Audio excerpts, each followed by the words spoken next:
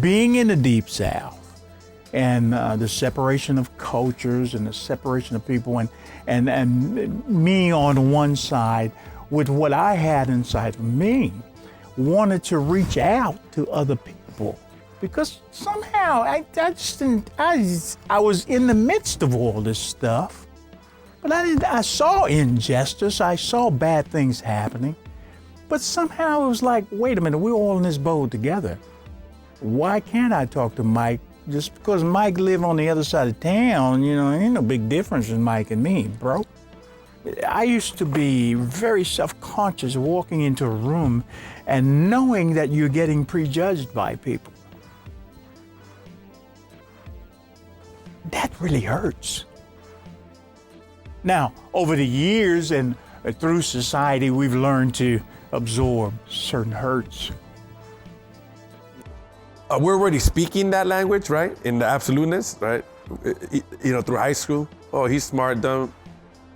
That was, awesome, not, winner or loser. These things are ingrained, and it's ingrained in our fiber. Like, I don't want to be a winner, or I want to be successful, not successful, right? As opposed to not successful. See, everything's distinguished in these binary things, right? But it's a particular distinguishment of like hierarchical, right? It's different to be like, that's bland, I guess that's a red wine and that's a white wine. Like, I mean, I'm not saying one is not better, right? Until I start giving it adjectives. And then we go into this binary thing, right?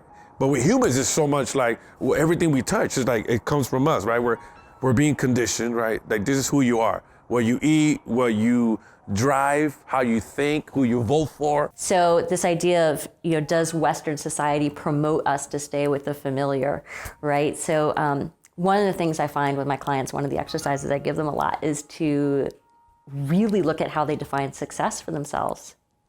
I think so often we all have this idea that we haven't really kind of like laid out on paper. We just think we know what success is. And in American culture, it's so often about, do you have the title and do you make the money? And what's interesting is that when I process with people and help them do discernment around what does their inner self really want, whether you call that your gut, your core, your higher self, whatever you call it, there's this part of all of us that is real, is this authentic voice, what Martha Beck calls your essential self, that really knows what choices feel right to you. And when people come from that place, it's amazing because I've never once had somebody do that processing of who they are at their essence and what their essence really wants, where it ever came down to a dollar amount and a title. Not once.